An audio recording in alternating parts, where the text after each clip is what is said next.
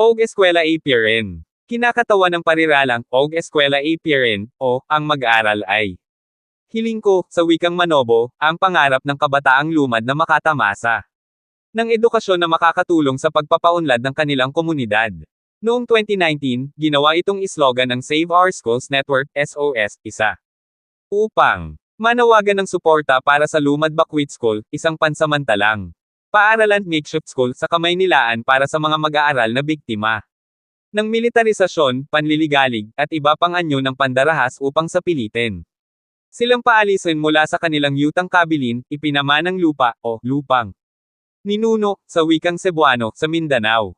Sa ilalim ng patakarang neoliberal. Sa ekonomiya at iskemang development aggression, ginagawang patabasa. Dayuhang negosyo ang lupain ng mga katutubo, Alamon 2017, 63, Ortega 2018.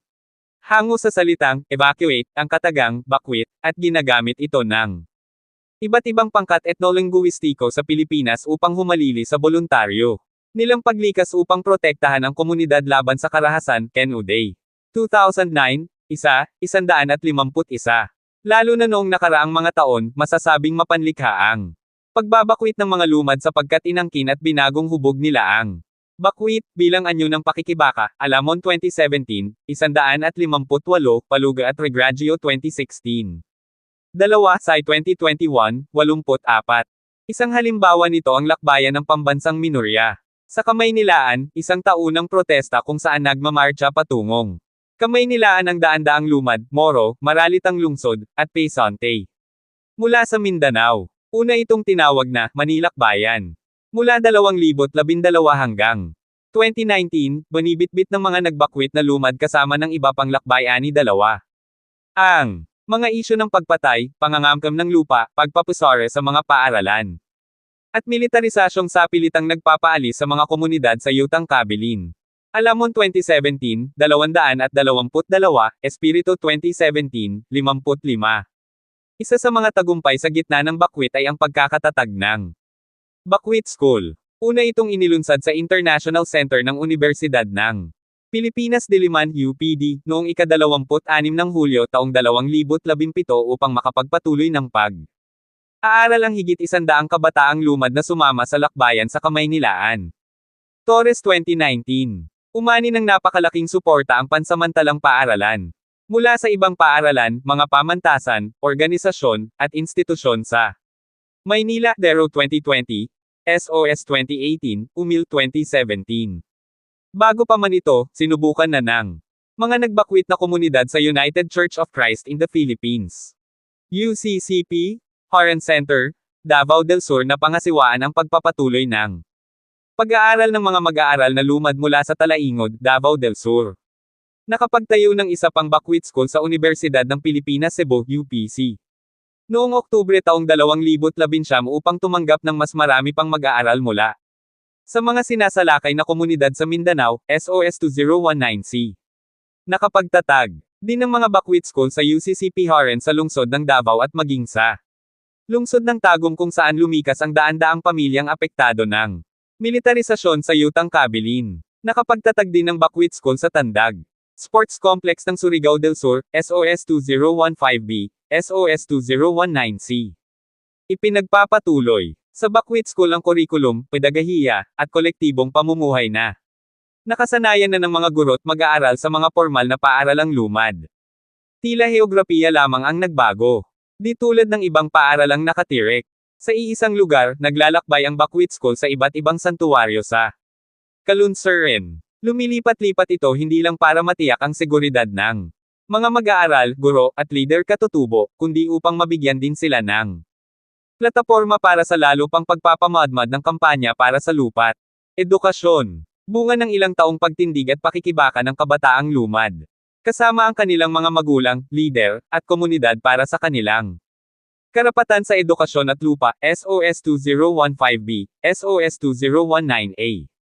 Wika mismo ng mga mag-aaral nito, ang bakwit school ay ang tugatog ng kanilang paninindigan para sa karapatan sa edukasyon. Bagaman gabundok ang hamong kinaharap nila, saksi kaming mga guro ng bakwit school sa giting, tapang, at pag-asa na araw-araw ipinapamalas ng kabataang lumad. Noong 2018, kinuha ko ang oportunidad na magturo sa Bakwit School sa Kamaynilaan nang lumipat ito malapit sa Kolehiyo ng Arte at Literatura College of Arts and Letters o CAL sa UPD kung saan ako nagtuturo. Iniata sa akin ang mga subject na economics, kasaysayan, malikhaing pagsulat sa Filipino, at araling panlipunan para sa ikawalo at ikasyam na baitang. Sa maaraw na parking lot ng Kolehiyo ng Ekonomiyang Pantahanan College of Home Economics o CHE, tinalakay namin ng mga bata ang kasaysayan ng Mindanao, ang pagsulat ng mga pahayag at talang-ganita, at maging ang politiko-ekonomikong batayan ng kolonyalismo at imperialismo, ganon. Kaabant ang kaalaman ng mga bata.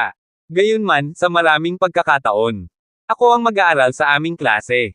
Dahil sa kanila, lumalim ang aking pagkakaintindi sa pamumuhay, karanasan, at pag-oorganisa ng Kaitawang lumad mga katutubo, sa wikang Cebuano, sa Mindanao. Sa pagnanais na maunawaan ang masalimuot na danas ng pakikibaka. Para sa isang lupang nilisan, tinahak ko ang pag-aaral na ito kasama ng mga mag-aaral ng Bakwit School. Nakaangkla ang pakigbisog pakikibaka, sa wikang Cebuano, ng mga pamayanang lumad sa Puok. Sa pagpanaog ng iba't ibang anyo ng kolonyalismo, mula sa pagtatangka ng mga Espanyol na lusubin ang kanilang teritoryo hanggang sa pangangamkam ng lupa ng kasalukuyang rehimen, patuloy na iginigiit ng mga lumad ang kanilang karapatang manirahan at pamunuan ng yutang kabilin. Maging ang pagbabakwit ay katibayan ng mahigpit nilang pagkawing sa yuta, lupa, sa wikang Cebuano.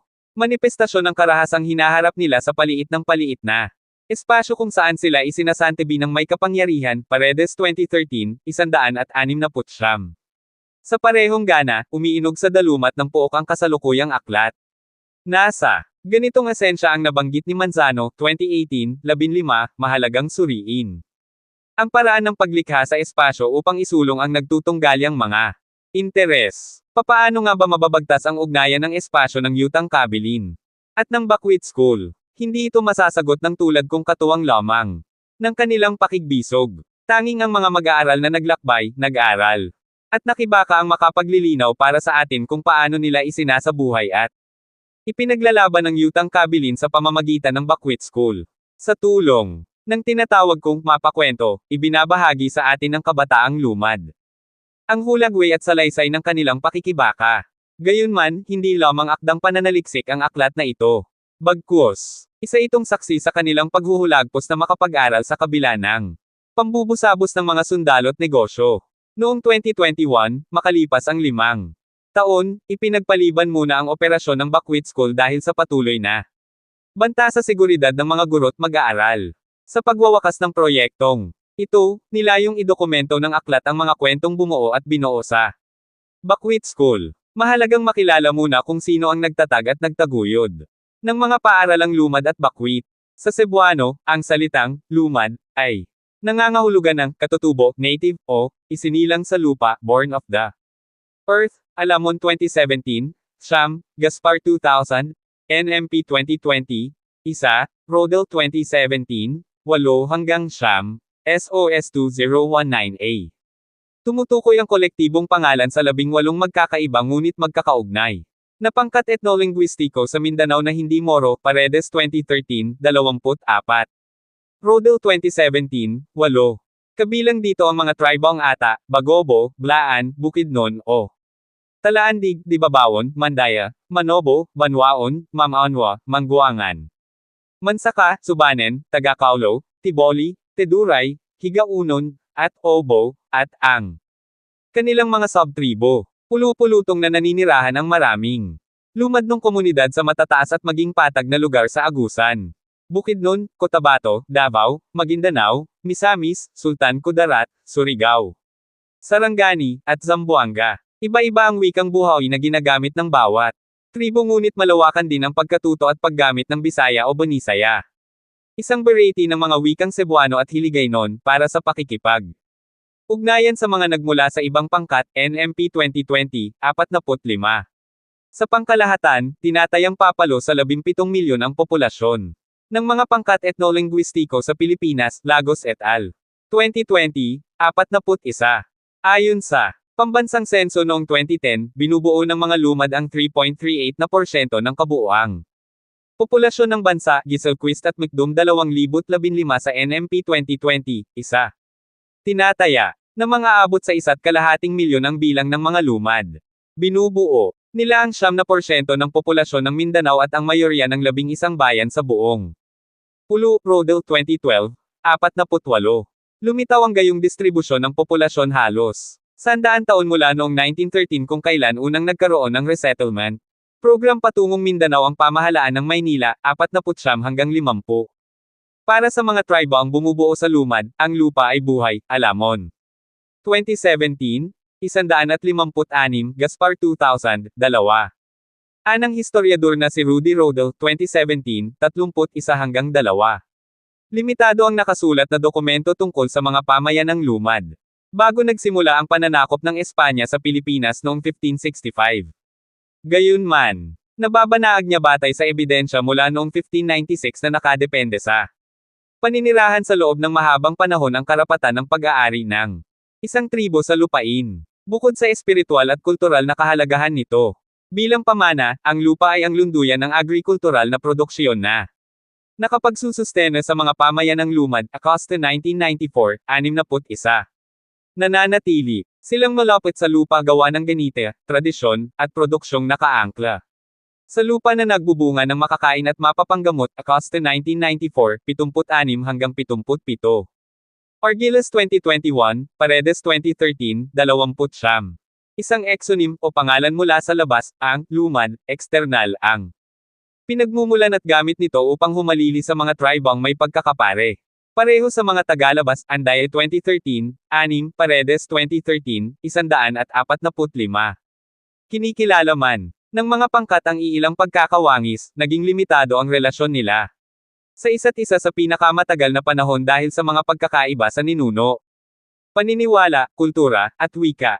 Hindi ito naiiba sa kung paano winiwika ang ngalang Igorot upang humalili sa mga pangkat na naninirahan sa loob-looban ng kabundukan ng Hilagang Luzon, at ang Moro na tumutukoy naman sa mga Muslim sa Katimugan na binubuo ng 13 grupong etnolinguistiko, Paredes 2013, 24, Rodel 2017, 13.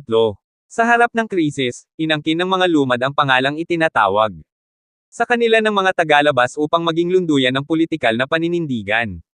Habang hindi pa nauugat kung saan at kailan unang ginamit ang salitang. Guys, hanggang dito muna tayo. Meron pa tayo 6-12.